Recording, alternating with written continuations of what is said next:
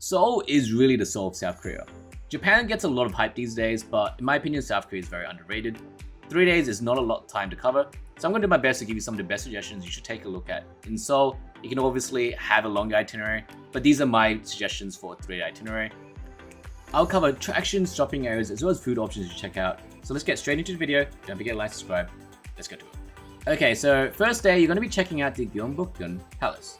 This is one of the most beautiful palaces I've ever seen, and it was built in 1395, and it's the largest and most striking of the 5 grand palaces built during the Ginseng dynasty.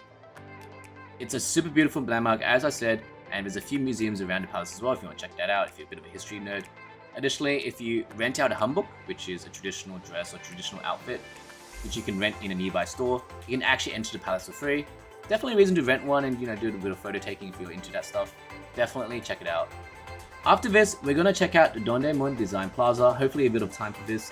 It's one of the most unique buildings in the world. It's the world's largest 3-dimensional atypical building, and all the aluminium panels you'll see, all 45,133 of them, are each different in size, pattern, or curve from each other. There are a few things you can do around here, including some of the stores like the Line Store, some exhibitions and light gardens, or simply you can just walk around the area. If you are checking out the Seoul Light Festival, you need to come back at nighttime, but don't worry, we're going to be staying in Daewon for the rest of the day here.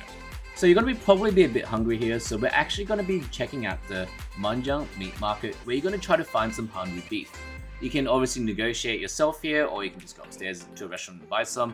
In my opinion, negotiate, have a bit of fun, buy some Hanwoo meat. This is some of the best beef in South Korea, or just around the world to be honest. It's so good that people have compared this to Kobe beef. Basically a cheaper Kobe beef, less bit of marbling, but still the high quality that you expect from a really high quality beef. So definitely check this out, so put that on your to-do list. But once you finish your lunch, the reason why I told you to come to Daewon is because it's one of the biggest shopping districts in Seoul. The Daewon market is a super famous shopping district, and the best area to be if you're looking for cheap shopping.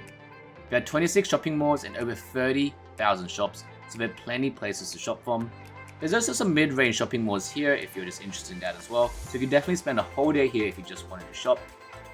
In my opinion, if you don't want to shop here and you want to buy makeup, cosmetics, and a bit more international brands, you could just head over to Myeongdong. Myeongdong is definitely more iconic for its cosmetics and skincare stores, so a lot of flagship stores like the Innisfree one are located in Myeongdong, so if you want that stuff, definitely go check it out there as well. You definitely have time for your first day for this stuff. Okay, so that's a pretty packed day 1. In my opinion, you could split this into 2 days if you don't like my next 2-day trip ideas. You could do, for example, Gyeongbokgung Palace and then do Myeongdong, and then do day 2, the whole of Daewon altogether. But let's get into day 2 now.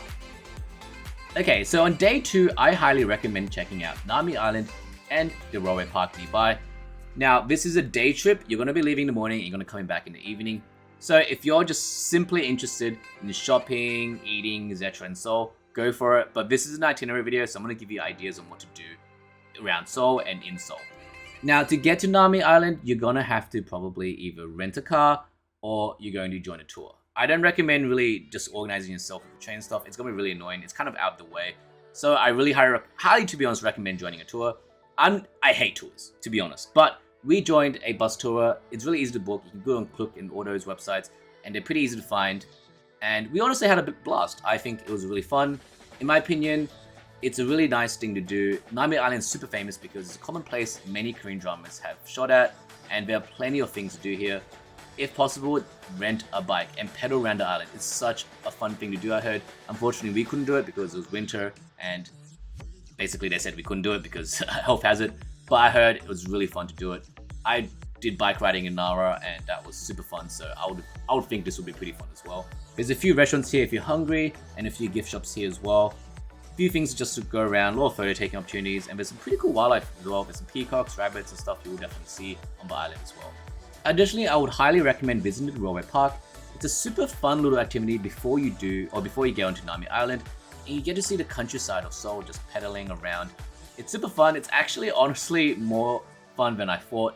So definitely put this in your to-do list before you head over to Nami Island. Now, there are some tours that will recommend Petite France as a bit of a side visit. In my opinion, it is lackluster. The architecture is kind of cool, but apart from that, there's nothing really else worth it here. The cafe is nothing there. There's one cafe that doesn't really give you any good food. Honestly, you're there just to kind of see the architecture, a bit of fun. If you're like missing France, you could check it out. Basically, one guy who was missing France built out an entire village. It's just all architecture. No one really lives there. It's just for photos. But if you really, if you want to check that out, just put it into your to-do list. Otherwise, I would personally avoid this. Once you arrive back in town, I would highly recommend going to the Myeongdong Ginseng chicken soup. I definitely butchered that name. This is a really random place we found. Apparently it's Michelin Guide recommended previously, and it's a great place if you want to try authentic Ginseng chicken soup. In my opinion, this is really hard to find outside of South Korea. You can find really good fried chicken outside South Korea, which is why I'm not recommending any of those restaurants. I would highly recommend just getting the ginseng chicken soup here and nothing else. It is super good, especially if you're coming in winter. Definitely such a nice soup. I had it twice in Seoul when I was there because it's so good. So definitely check out this restaurant. Definitely recommend it, but just stick to the ginseng chicken soup. The fried chicken was not good. Alright, and there you go. That's day 2, checking out Nami Island and a few other activities around it. Alright, so on the last day, we're going to actually check out Lotte World. Did you know this is the largest indoor theme park in the world? Or used to be at least. This will take another full day, so if you're into theme parks, this is definitely worth it. Lotte World is super unique that it's not only a really big indoor theme park, but it also has an outdoor portion as well. As I mentioned, if you're not into a theme park, for example, you could just do day 1 and split it into 2 days. But in my opinion, definitely check out Lotte World. I think it's worth it, to be honest. There's a great variety of rides here, a good mix of family fun rides all the way to your more extreme rides. If you have an extra few bucks to spend, I would highly recommend getting a few fast passes. There's some rides here that take hours to get through in the queue, so you definitely use a fast pass for those. There are also definitely a lot of rides where you don't need a fast pass, so definitely be strategic about it and definitely grab a few for your family or your friends. And that is it. That is my 3-day Seoul itinerary. Hopefully that gives you an idea on what to do in Seoul. Hopefully it's not too much. Hopefully it's a good mix of things to mix around. And hopefully it gives you at least one idea on what to do in Seoul. Don't forget to leave and like and subscribe. I make other 3-day itinerary videos and I will be doing 4 other countries as other cities. So yeah, leave a like and leave a comment what city you'll see next, and hopefully I'll make one for that. I'll see you next video.